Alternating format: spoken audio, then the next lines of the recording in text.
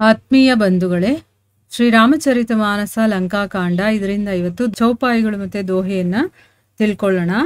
ಏಕ್ ಏಕ್ so ಮರ್ದಹಿ ತೋರಿ ಚಲಾವಹಿ ಮುಂಡ್ ರಾವಣ ಆಗೆ ಪರಹಿ ತೇ ಜನು ಫೂಟಹಿ ದಧಿ ಕುಂಡ್ ಮಹಾ ಮಹಾ ಮುಖಿಯಾ ಜೆ ಪಾವಹಿ ते पद गही प्रभु पास चलावही कहि विभीषणु तिन्हके नामा देही राम तिन्हु निज धामा खल मनुजाद द्विजामिष भोगी पावही गति जो जाचत जोगी उमा राम मृदुचित करुणाकर बयर भाव सुमिरत मोहि निसाचर देही परम गति सो जिय जानी अस कृपाल को कहूँ भवानी अस प्रभु सुनी न भजहि भ्रम त्यागी नरमति मंद ते परम अभागी अंगद अरु हनुमंत प्रभेसा कीन्ह दुर्ग अस कह अवधेसा लंका द्वौ कपि सोहहि कैसे मथहि सिंधु दुई मंदर जैसे. ಇವು ಚೌಪಾಯಿಗಳು ಮತ್ತೆ ದೋಹೆ. ಈಗ ಇದರ ಅರ್ಥವನ್ನ ತಿಳ್ಕೊಳ್ಳೋದಕ್ಕೆ ಪ್ರಯತ್ನ ಮಾಡೋಣ. ಇಲ್ಲಿ ತುಳಸಿದಾಸರು ಹೇಳುತ್ತಾರೆ, ಕಪಿಗಳೆಲ್ಲ ಶತ್ರು ಸೇನೆಯನ್ನ ನಾಶ ಮಾಡ್ತಾ ಇದ್ದಾರೆ, ಕೊಲ್ತಾ ಇದ್ದಾರೆ, ಒಬ್ಬೊಬ್ಬರನ್ನ ಕೈಯಿಂದ ಇನ್ನೊಬ್ಬರನ್ನ ಕಾಲಿಂದ ಹೀಗೆ ಕೊಂದು ಹಾಕ್ತಾ ಇದ್ದಾರೆ. ಮತ್ತೆ ಹೇಳ್ತಾ ಇದ್ದಾರೆ, ನೀವು ಶ್ರೀರಾಮನನ್ನ ಭಜಿಸದೇ ಇರುವಂತಹ ಕಾರಣಕ್ಕೆ ನಿಮಗೆ ಫಲ ಸಿಕ್ಕಿದೆಯಲ್ಲ ಅದನ್ನ ತಿನ್ನಿ. ಇವಾಗ ಅಂದ್ರೆ ಏನು, ಆ ರಾಮನ ಸ್ಮರಣೆ ಮಾಡದೇ ಇರೋದ್ರಿಂದಾನೇ ನಿಮ್ಗೆ ಈ ರೀತಿ ಒಂದು ಫಲ ಸಿಕ್ಕಿದೆ. ಅಂದ್ರೆ ಏನು, ಈಗ ಒಬ್ಬೊಬ್ರು ಸಾಯ್ತಾ ಇದ್ದೀರಲ್ವಾ ಈ ರೀತಿ ಎಲ್ಲ ನರಳುಕೊಂಡು, ಅದಕ್ಕೆ ಕಾರಣ ನೀವು ಆ ಭಗವಂತನನ್ನ ಸ್ಮರಣೆ ಮಾಡದೇ ಇರೋದ್ರಿಂದ ಅಂತ ಅಂದ್ಬಿಟ್ಟು ಹೇಳ್ತಾ ಇದ್ದಾರೆ. ಒಬ್ಬನನ್ನ ಮತ್ತೊಬ್ಬನಿಗೆ ತಿಕ್ಕಿ ತಿಕ್ಕಿ ಹೊಸ್ದು ಹಾಕ್ತಾ ಇದ್ದಾರೆ. ಅಂದ್ರೆ ಒಬ್ಬನ್ನ ತಗೊಳ್ಳೋದು, ಈ ಕೈಯಿಂದ ಒಬ್ಬನ್ನ, ಇನ್ನೊಂದು ಕೈಯಿಂದ ಒಬ್ಬನ್ನ, ಇಬ್ರನ್ನು ಹಾಕಿ ತಿಕ್ಕೋದು, ಈ ರೀತಿ ಮಾಡ್ತಾ ಇದ್ದಾರೆ. ಮತ್ತೆ ತಲೆಗಳನ್ನ ಕತ್ತರಿಸಿ ಎಸಿತಾ ಇದ್ದಾರೆ. ಆ ತಲೆಗಳೆಲ್ಲ ಏನಾಗ್ತಾ ಇದೆ, ರಾವಣನ ಎದುರುಗಡೆ ಹೋಗಿ ಮೊಸರಿನ ಗಡಿಗೆಗಳು ಒಡೆದು ಬೀಳುತ್ತಲ್ಲ ಆ ರೀತಿ ಅದೆಲ್ಲ ಹೋಗಿ ಅಲ್ಲಿ ಬಿದ್ದು ಸಿಡಿದು ಹೋಳಾಗ್ತಾ ಇದ್ವು, ಅಷ್ಟು ಜೋರಾಗಿ ಅವರು ಎಸಿತಾ ಇದ್ದಾರೆ ಅಂತ ಅರ್ಥ.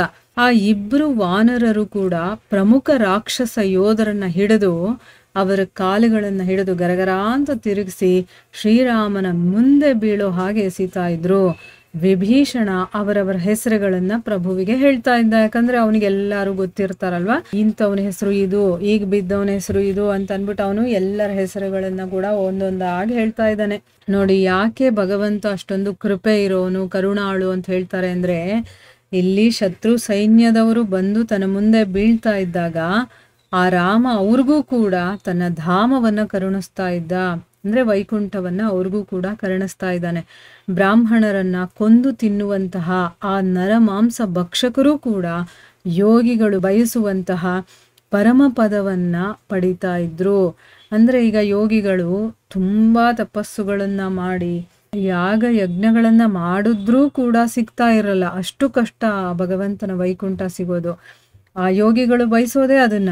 ಆದ್ರೆ ಅಂತ ಪರಮ ಪದವನ್ನ ಬ್ರಾಹ್ಮಣರನ್ನ ಕೊಂದು ತಿನ್ನುವಂತಹ ನರಭಕ್ಷಕರಾಗಿರುವಂತಹ ಆ ರಾಕ್ಷಸರಿಗೆ ಸಿಗ್ತಾ ಇದೆ. ಯಾಕೆ, ಅಲ್ಲಿ ಭಗವಂತನ ಸ್ಮರಣೆ ಅಥವಾ ಭಗವಂತನ ಮುಂದೆ ಅವರು ಸಾವನ್ನ ಪಡಿತಾ ಇದ್ದಾರೆ, ಭಗವಂತನ ಕೈಯಿಂದ ಸಾಯ್ತಾ ಇದ್ದಾರೆ, ಭಗವಂತನ ಮುಂದೆ ಸಾಯ್ತಾ ಇದ್ದಾರಲ್ಲ. ಅದರಿಂದ ಇಲ್ಲಿ ಶಿವ ಹೇಳ್ತಾನೆ ಪಾರ್ವತಿಗೆ, ಪಾರ್ವತಿ ಶ್ರೀರಾಮ ಕೋಮಲ ಚಿತ್ತ ಇರುವಂಥವನು, ಅಂದ್ರೆ ಅವನ ಮನಸ್ಸಲ್ಲಿ ಏನೂ ಇಟ್ಕೊಳ್ಳೋದಿಲ್ಲ, ಮತ್ತೆ ಕರುಣಾನಿಧಿ ಕೂಡ ಆಗಿದ್ದಾನೆ.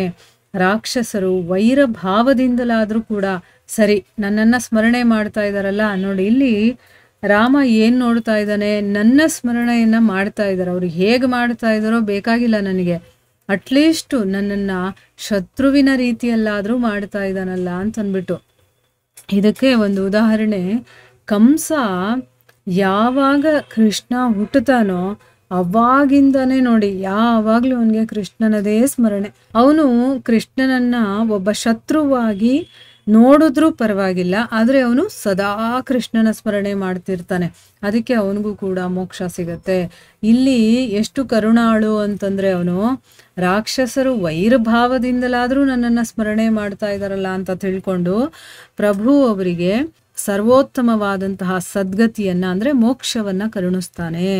ಅಂತ ಹೇಳಿ ಶಿವ ಏನು ಹೇಳ್ತಾನೆ, ಭವಾನಿ ಇಂತಹ ಕೃಪಾಳು ಬೇರೆ ಯಾರಾದರೂ ಇದಾರ ಹೇಳು, ಪ್ರಭುವಿನ ಇಂತಹ ಉದಾರ ಸ್ವಭಾವವನ್ನ ತಿಳ್ಕೊಂಡಿದ್ರೂ ಕೂಡ ಭ್ರಾಂತಿಯ ಕಾರಣದಿಂದ ಸಂಸಾರ ಅನ್ನುವಂಥ ಭ್ರಮೆಯನ್ನ ಬಿಟ್ಟು ಅವನನ್ನ ಯಾರು ಭಜಿಸೋದಿಲ್ವೋ ಅಂಥವ್ರು ಮಂದಮತಿಗಳೇ ಸರಿ, ಪರಮ ನಿರ್ಭಾಗ್ಯರೇ ಸರಿ ಅಂಥವ್ರು ಅಂತನ್ಬಿಟ್ಟು ಇಲ್ಲಿ ಶಿವ ಯಾರು ಆ ಭಗವಂತನ ಸ್ಮರಣೆ ಮಾಡೋದಿಲ್ವೋ ಅಂಥವ್ರು ಎಷ್ಟು ನಿರ್ಭಾಗ್ಯರು ಅನ್ನೋದನ್ನ ಹೇಳ್ತಾ ಇದ್ದಾನೆ.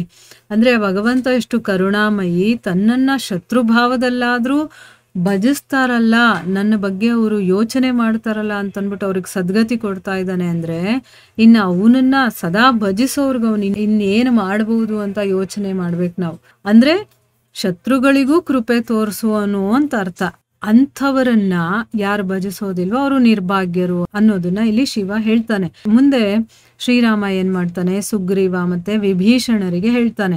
ಏನ್ ಹೇಳ್ತಾನೆ, ಅಂಗದ ಮತ್ತೆ ಹನುಮಂತ ಲಂಕಾದುರ್ಗವನ್ನ ಹೊಕ್ಕು ಅಂದ್ರೆ ಅದ್ರ ಒಳಗಡೆ ಹೋಗಿ ನಡೆಸಿದಂತಹ ವಿಧ್ವಂಸ ಇದೆಯಲ್ಲ, ಅದನ್ನ ನೋಡಿದ್ರೆ ಹೇಗ್ ಅನಿಸ್ತಾ ಇದೆ ಅಂತಂದ್ರೆ, ಅವರಿಬ್ರೂ ಕೂಡ ಎರಡು ಮಂದರಾಚಲಗಳು ಸಮುದ್ರವನ್ನ ಹೇಗೆ ಮಥನ ಮಾಡ್ತಾ ಇರುತ್ತೋ, ಮಂದರಾಚಲ ಪರ್ವತ ಹೇಗೆ ಸಮುದ್ರವನ್ನ ಮಥನ ಮಾಡುತ್ತೋ, ಇವರಿಬ್ರು ಎರಡು ಮಂದರಾಚಲಗಳ ತರ ಈ ಸಮುದ್ರವನ್ನೇ ಮಥನ ಮಾಡ್ತಾ ಇದೆಯೇನೋ ಅನ್ನೋ ಹಾಗೆ ಶೋಭಿಸ್ತಾ ಇದ್ದಾರೆ ಅಂತನ್ಬಿಟ್ಟು ಶ್ರೀರಾಮ ಅವರನ್ನ ಹೊಗಳಿ ಹೇಳ್ತಾ ಇದ್ದಾನೆ. ಆ ರೀತಿ ನನಗೆ ಕಾಣಿಸ್ತಾ ಇದೆ, ಇಲ್ಲಿ ಮಥನ ನಡೀತಾ ಇದೆ ಅನ್ನೋ ರೀತಿ ನನಗೆ ಕಾಣಿಸ್ತಾ ಇದೆ, ಮತ್ತು ಅವರು ಮಂದರಾಚಲ ಪರ್ವತಗಳ ತರ ಕಾಣಿಸ್ತಾ ಇದ್ದಾರೆ ಅಂತನ್ಬಿಟ್ಟು ಹೇಳ್ತಾನೆ.